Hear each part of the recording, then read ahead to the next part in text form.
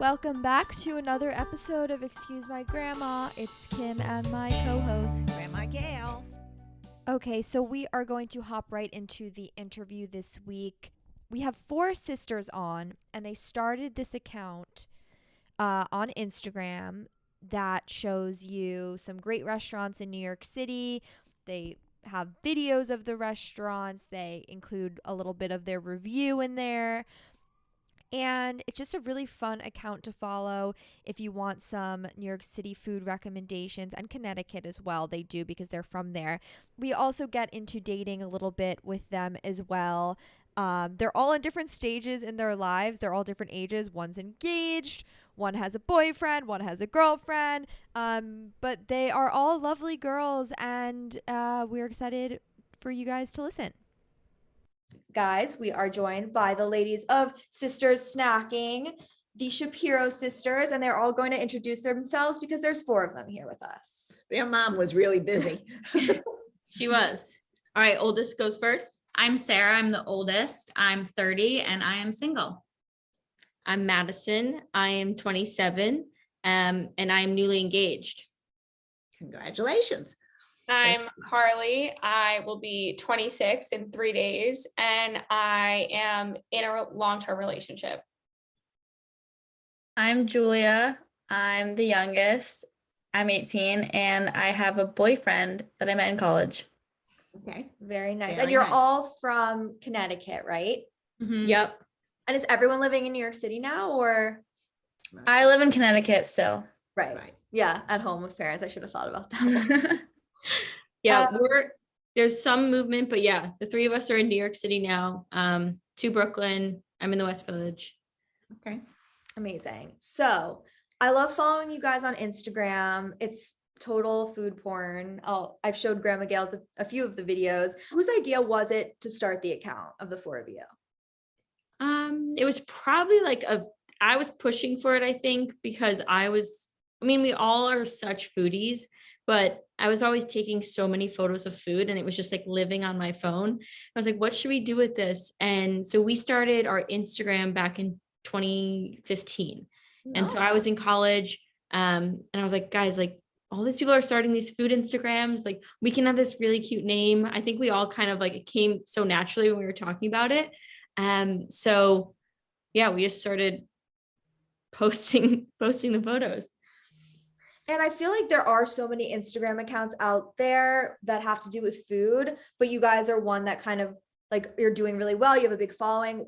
I'll give this one to Carly. What do you think differentiates you from the rest of the accounts out there? I think it's, first off, we're in a really unique position for sisters. Like we all have, different voices and different eyes, which is really fun to come together in a content style, but also I think we've just eaten a lot that we know what we like and what we don't like. So we've kind of naturally gained a really sophisticated palate, and not sophisticated in we only eat caviar, but sophisticated, we know what tastes good and we know what's good quality and what's not. And I think also just more nitty gritty is consistency with our posting. We make sure we're posting X amount of times a day, every day. And I think that sets us apart for the most part. Now, do you try, when you go to these restaurants, I'm gathering you all do you go to the restaurants together, the 4 of you, or one goes to one and then you'll do and somebody else will go to a different one? Mix and match. Depends on the day. Okay. So do you try out these recipes at home ever? I mean, is that ever part of the plan, or is it strictly tasting and taking photos at the specific restaurant? So we definitely do some recipes with we were actually all home during the pandemic in Connecticut. So we started making recipes and filming them and posting those on Reels. And then we started TikTok. So the recipes started getting some traction. We even remade some recipes from popular cookbooks. So we love to make recipes too and love to cook. But I would say we definitely spend more time eating at restaurants opposed to cooking at home. I love to cook, but I live alone and I don't find myself cooking very often because it's easier to have carrots and hummus and a yogurt for dinner than to make myself a whole spiel. Because I feel like you always say to me, Grandma, you're like, what if why not cook for 2? If you're cooking for 1, you might as well invite someone over and make it a date. Or make it just an evening, because we Yeah. discussed this the other day on a podcast that, you've taken the time, you set the table, you've sat in the kitchen for an hour, have a friend or have a date or have somebody come over and share it with you, and who likes to, have a nice meal as well. So cooking brings people together. I'm sure you girls all know, eating brings people together. Eating, yeah. And I bet Julia definitely will do that in her dorm when she makes ramen. She'll say, "Oh, I should have my boyfriend come over." I was just gonna say that, like, as a current college student, I'm always cooking ramen like every single night. So I'm trying, like, since I'm home in the summer, I've been looking up on TikTok and on our account, like what to cook, what to like eat for dinner. So it's nice being like at home. Yeah. Well, if you guys started the account in 2015, Julia, you were like quite young. Did you care? Were you into it, or I definitely cared, but I didn't know anything. I was a baby, and I definitely am looking up to my sisters, seeing them like come up with this idea and watching us get so successful over time. It's great. It's great. When did you first start to see most of your following like grow? Like that was during COVID when we were at home making recipes. We started seeing a lot of growth on Reels. So Instagram Reels, if anybody is trying to like start an account, Instagram Reels will grow you fast. That's just a tip. But yeah, recipe Reels were really like taking off. And then we started doing TikTok. So when Sarah and I used to live together, so we would get takeout and we would do like sushi takeout reviews, and we would try different things, and then those started getting traction. Yeah, one time we got Hillstone and I got like a $30 martini delivered from Hillstone. I think we only posted it on our story, but I remember some people being like, "You can get a martini delivered from Hillstone right now." I was like, yeah. I think you can get anything delivered in New York, so that That's true. people outside of New York City don't understand this, but we literally can get Except anything. Hillstone doesn't deliver. No, No, They did don't. during COVID. No, we picked it up, Sarah. They No. don't deliver, and it's like not a deliver. We pain. were Okay, just then there. I got a martini delivered, but I forgot from where. it was from American Bar. Oh, American Bar. Yeah. But I cared more about the martini than where it was coming from, apparently. Right, exactly. How do you guys decide what restaurant to go to and actually feature on your account? And do you ever go to a spot like thinking you're going to, and then you're like, it wasn't such a great experience, I'm not going to share it? Like Madison said, we started our account in 2015. We didn't join TikTok until 2020 during the like height of COVID. So there's a lot of restaurants that we haven't posted about on our TikTok, but we've frequented a ton and actually already know like we're either a fan of this or we're not. So I think we usually have a good idea from looking at a restaurant's menu or what other people posted, whether it's going to be aligned with something that we will enjoy. I think it's especially now that we've had this iconic versus overrated series really take off. You'll have to stay tuned, but I hit a couple spots yesterday that we had been to before that we kind of had a feeling what the gist was going to be. I think you can tell whether we like something or not when we post about it. Yeah, I think to piggyback off of that, like we've really, like a lot of people in this space just post photos of food and they don't really share their opinions. But what we have been doing is we try and be really authentic and actually share what we think, which can get haters, but honestly, the comments help the views, so it's okay. But yeah, we really try and like, if we go to an event, let's say it's something that's, a dinner for a bunch of other people in the space. If we feel like it wasn't something that was like a fit for our content and our palate, we don't really share that. We're not going to say this is the best restaurant, this is where you should go. We really want to make sure we're sharing the right things that we would actually want to go to and that we actually enjoyed. We're also trying to modern day Zag. That's what I was just gonna say. They really are. I mean, for this generation, you have to know on our podcast, we have all kinds of people listening. So it's not only millennials, there are older people listening as well. And, for us, we used to look at a book and before we went to a restaurant and see if there were 2 hats or 3 hats, and then we would decide on our own. And there was commentary in the books. And you're doing that very much on your podcast, or on your not podcast, on the Instagram, TikTok. You're doing the same service for a younger generation or for whoever's watching, and I think it's great. Well, that exactly. And like, Carly, do you think that Instagram accounts like are going to forever replace either Zagat's or like food critics in general? Like, Well, they become the modern day food critics. So then what's going to happen to people who are like old fashioned food critics? They're going to go out by the wayside like everybody else disappears. I mean, really. Yeah, I mean, I don't know if it's going to replace them altogether. I definitely think younger generations look, content is so everywhere. So you just go on your phone and it's like, there's so much content to consume these days. But like I don't know if you saw like our Peter Luger iconic or overrated, but we like quoted Pete Wells, and like we care about a lot of these critics' opinions still. And I think that's still important because there's so many people that have been doing this way longer than us and have their opinions based on years of tasting different food in New York City. So I think like we still look to people like Pete Wells and other, Zaga and whatever, even Infatuation, which is younger, but like we still look to places like that to help with our opinion. But also it's fun because our content gives you pictures and like videos, so you get to like say, oh, I want that exact dish. Mm-hmm. Right. And the experience of the food critic, I feel like in a restaurant, like everyone who works there knows that they're coming and they're like, oh, we're going to do, like when you guys go places, do they know you're coming? Even when you're there, do they comp your meals? Do they even know that you're, do they recognize you or know you're going to do a review?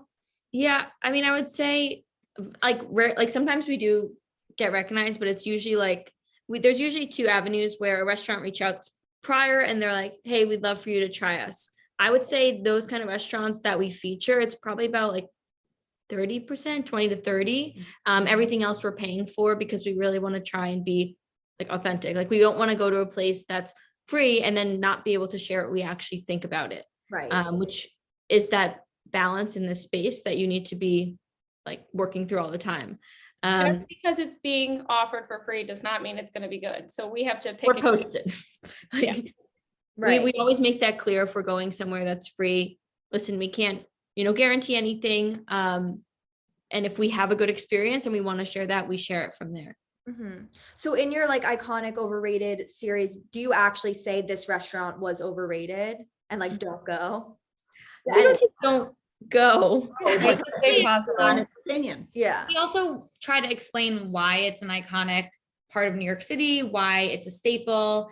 But we are purely speaking about, the food or what you're getting for the price. So sometimes as a millennial. Yeah. I mean, you get my husband involved. If you say Peter Luger's is overrated, he'd say, I don't care. I still love it. I want my bacon. I want my grease falling off the steak. And that's his, what he remembers as a young, exactly. So I think that it can be listened to and taken with a grain of salt. And it's educational to a person who's never been to a restaurant before, to have you guys looking at it from your generation and what you like. And I think it's important. It's important for me. I'd like to go to some of these places. Yeah. I think for us, like we also like take people's opinions. Like we would never go back and say, you're wrong. Like this is our opinion. Everyone's entitled to their own. And so if you look in some of the comments, you see people arguing back and forth, and we're never going to say you're incorrect. Like, this is how we felt. We're just sharing what our opinion is and our experience. Right. Exactly. And I feel like now I'm always looking for new restaurants to go to, especially in New York City. And like, all I do is like put Resi notifications on all day long and try to get in places. Do you have any other hacks or tips for like getting a reservation, at any of like the places that are hard to get into? My biggest tip is go in, like if you're in the area, stop in and be like, hey, like I would love to get a res. That's how I got into Don Angie like 2 weeks ago. Literally on Sunday, we're all going to Fort Charles for brunch for my birthday. And I just walked in and I was like, hey, can I come in? And they were like, sure, we have a table for 6. I was like, great. And no, Resi notifications. I'm always one for emailing. Like, Directly. Resi, you got to be quick. You have to have notifications on, and it's a skill. So you just have to learn it. It's so stressful. Like getting an airline ticket at a low price. I'm so nervous. Now I'm nervous for dinner reservations. I can't take this. I know. What do you think? Because for me, food is unimportant. The actual food. I love the ambiance. Now, for me, if I'm on a beautiful pier looking out at the water on the harbor in New York, I'm not that crazy about the food, but I can allow it because I've loved the atmosphere. Does that ever play into your comments as well? So that's a really good point. And I feel like it's come up a lot with these iconic series because we're sitting here going to these really old restaurants. So if you've been to Keen's, it's covered in all the pipes on the ceilings. It's just this vibe. History If you haven't been, pouring go. off the Yeah. walls. So you can sit and eat a steak there and it just makes it better. But Right. then we went to Joe Shanghai, which recently moved from their like original location. And it's in this like really sterile, well-lit space that they just built, and it loses all the history. So yes, we love a good vibe, but I think at the end of the day, the restaurant that's going to accelerate and be like our top 10 or on the top of what we've eaten, it needs to have that food element with the vibe, of course. So if I go to like a beautiful restaurant on the beach, you know, in the Caribbean, Yeah. and it's the food's just like, man, like, yes, it's going to be a great vibe, but we would probably share what we felt about the food. I think a perfect example is like our loyal followers will know that my favorite restaurant in New York City is really good. But the thing I love most about it is that I feel like I'm eating in like a warm, cozy home of someone's, like getting a home cooked meal, which is what does it for me. I love a good meal next to like a fireplace or like open brick and natural wood. Like to me, that feels, it just makes the meal so much better when there's a really great ambiance. Okay, but also if we went to like a takeout window, like Sushi 35 West, that literally you can't even sit and you get the best sushi ever, we're gonna be like, this is so good. So It goes both ways. Yeah. yeah. Harry's hamburger stand. That's in Connecticut. Yeah, but it's still. Well, I haven't been there. Well, I guess we have to take a Connecticut trip. That's I like that. Yeah. We'll Well- take you guys around. Also, speaking of like ambiance and vibes at a restaurant, I feel like since we are a dating podcast, like I'm always thinking, okay, giving ideas for like date night spots and things like that, because I think that's the most important part when planning a date, more so than the food, because I feel like most of the time it's just Right. drinks anyway. Do you have any good date night spots in the city that you could give people? And since you live in the West Village, give us some down there. Okay. I can give a Brooklyn one. Okay. But in Williamsburg, Laser Wolf just opened, and if you can't get a dinner res, the bar, it's like on this wraparound rooftop in Brooklyn. You can see the whole Manhattan skyline. It's stunning, and I would highly recommend that for a drink. I think the West Village has so many little like hidden gems that you can walk into. There's wine bars, there's places like Little Branch that I know Sarah likes. I That's love Little like Branch. a kind of like a hidden cocktail speakeasy. I think like one of my favorite places, and a first date is hard because like, do you want to get food or not? But Malatesta, that's on Christopher Street, is this Italian spot.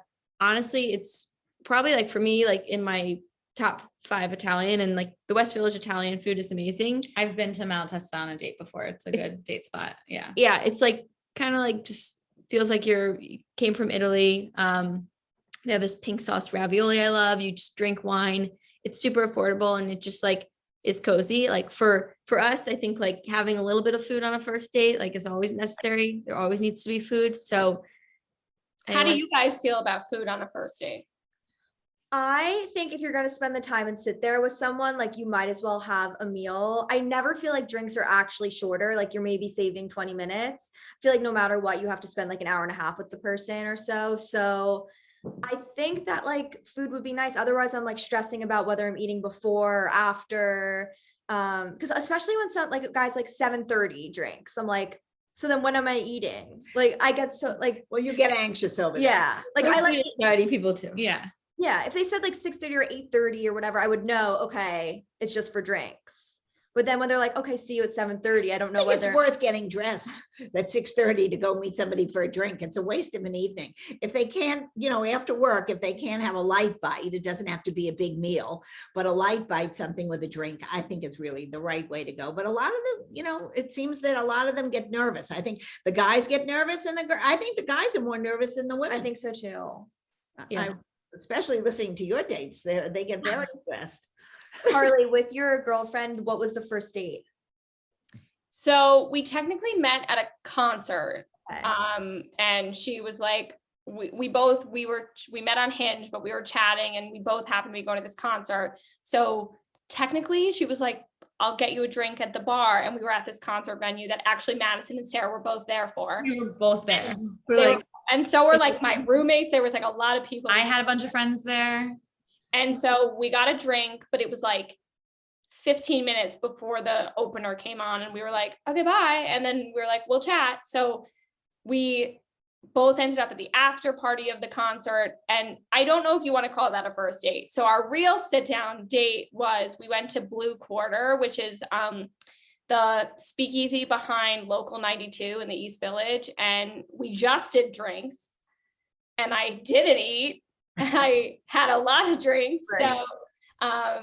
So yeah, the alcohol was flowing. And Madison, you're engaged yes. with your fiance. Do you remember what was your first date? Our first date was actually at the Chelsea Raines Law Room. So we I went go there. Dates there a lot. It's the go-to Chelsea. It is. Yeah. But their one that they have uptown is not the go-to date spot. Just because it's in Midtown, it's Oh, I weird. didn't know there was one. Okay. Mhm. But It's very sexy vibes. Mhm. yeah. So that was the first date. Then we ended up going to the Tippler, which actually we live nearby. It's underneath Chelsea Market. It's a really good spot, which I forgot to mention.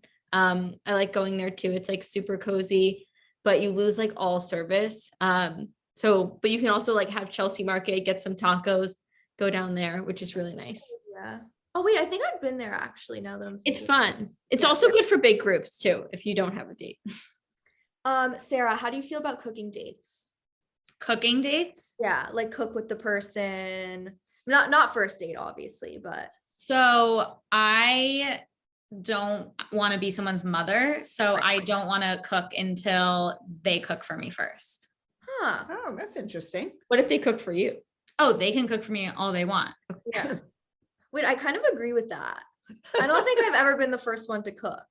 Because I just was Well, so you're not weird. that into the cooking. Yeah, maybe that's why. And the guys, some men are very into it. I want them so- to like me, so I don't cook for them. You're not so bad. Come No, on. I know. It's a joke. I do like a cooking date. I just feel like I'm controlling in the kitchen. So I will end up cooking everything, cleaning everything. Like if the dishwasher is not loaded the way I want it to be loaded, then I'm just going to do it. And that doesn't feel like a date to me. It feels like me working. So Mhm. I'd rather be taken out to dinner. Makes sense.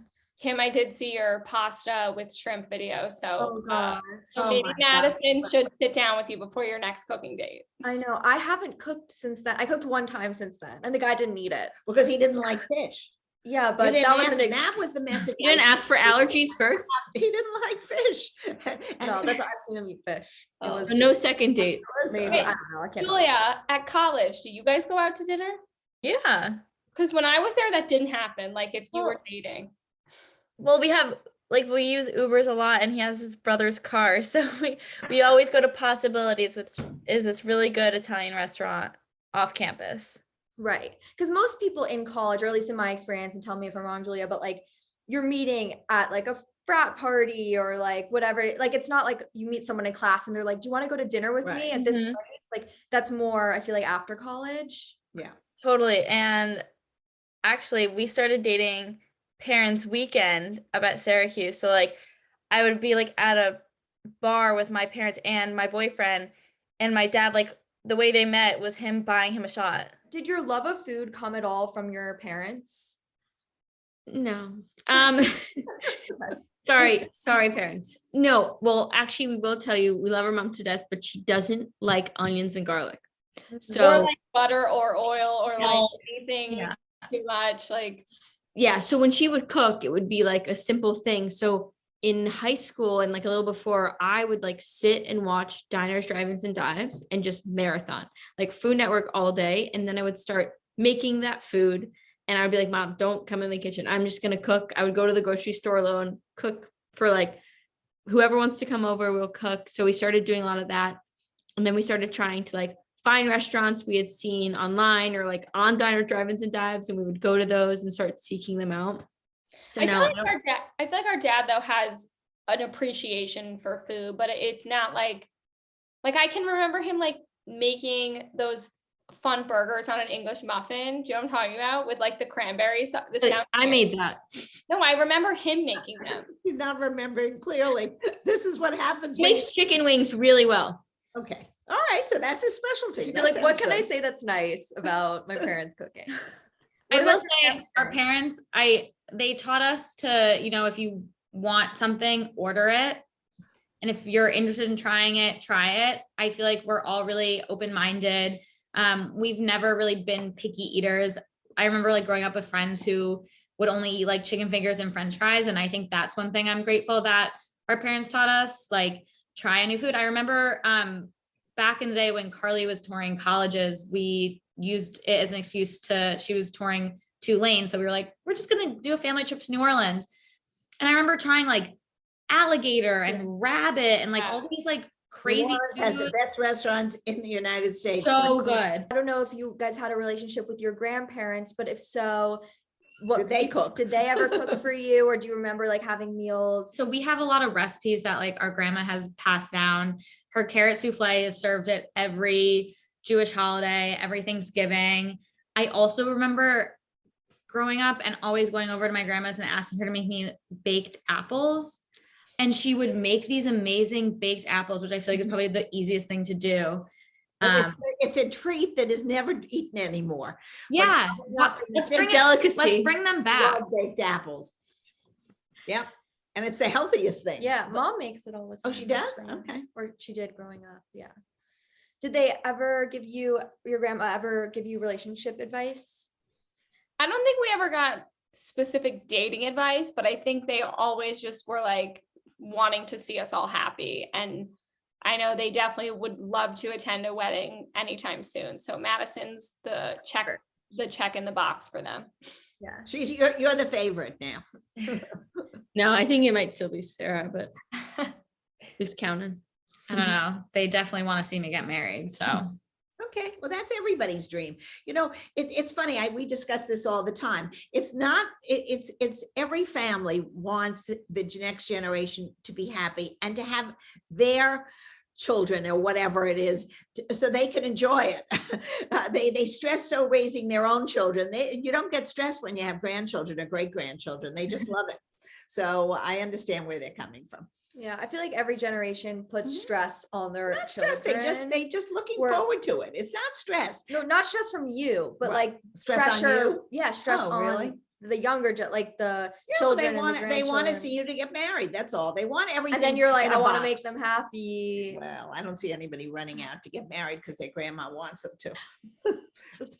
Hello. Yeah. So I want to end playing a game with you guys. It might be hard with all of us, but we'll Yeah. try. Called Grandma Gail's Old Fashioned Dating Quiz that we play with all of our guests. We'll basically go through some scenarios and deem whether you're more of a traditional dater or more of a modern How are you dater. gonna do this? This is gonna be challenging. Or we'll go in age order. All Right. right, got it. Okay. First one is, would you rather receive a call or a text from the person you are dating? If it's just to say hi. call. Sarah Say said your that. name. Sarah would rather receive a call. Madison, I think I would text because then it can be like a whole conversation. Okay, so I'm trying to. call. Carly would say text also. Julia, call. It shows that they care. Okay, half and half. Uh-oh. Dating apps or setups? Sarah, setups. Madison, set up if possible. Carly, I think I have to say dating app because I met Shelby through one. Julia, set up. Okay. It's And interesting. would you move in together before getting engaged or wait until you are engaged to move in together? Sarah, yes, before getting engaged. Madison, yes, because was living with my now fiance before being engaged. Okay. Carly, same thing. We live together and we are not engaged. Julia, before engaged. You have to. Before getting engaged. Yes. We would live. So, Okay, so okay. everyone. So, Yeah. all right, so. Okay, one more. I can't keep track of All right, this. It's very sure. hard. So We far, all agree on that one. Are all traditional daters except for the last one where they're modern daters. which was interesting. The majority Yes, was on yes. the traditional side. This one was the modern side. 'Cause So, all I- right, so we yeah. have 2 traditional, 1 modern. Do the last question. Okay, It'll be last the one deciding is one. the last one is who should pay for the date? Should you split or alternate, or should it be like one person in the couple all the time? Sarah, if you're asking me on a date, you're paying for the date. Madison, yeah, I would have to agree. Like really early on, I think the guy or girl should be paying. But I think once you are in like a real like formal relationship, like you can figure it out. We never like split a bill, but we'll usually like sometimes like if I get the groceries, you know, he'll take me out to a nice dinner. So we like to Balance it out. take turns, but he's always like the nice meals, usually he's paying for. It's so nice. All you have to do is get him groceries. He pays for your dinner. I do more than that. No, I agree. Like pay for coffees and Ubers and Yeah. the smaller things, and you get treated to dinners and the bigger things. Yes. So Carly, this is a hard one for me to answer because with 2 girls, it can go either way. I guess with the logic of if you're asking me on a date, then I can expect you to pay. But also, I mean, with 2 girls, there's no role here. There's no traditional male woman. So it's like, I think splitting is okay. It Was also that something like- depends on the finances. Sometimes one of the partners has more money than the other partner. So in Right. the case of the same sex, whoever has more money should take his wallet out or her wallet out and pay for the evening. I'm curious, Carly, like before you came out, was that something that you were like stressed, like how is this gonna work? Or like it just kind of like naturally? No, I wasn't really stressed. I think it just happened naturally. And I think my girlfriend did pay for the first few dates. Okay. Julia, I agree with Sarah and Carly.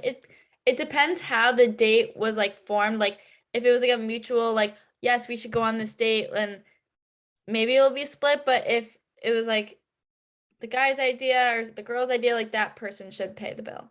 Okay, so you're basically very traditional daters, guys.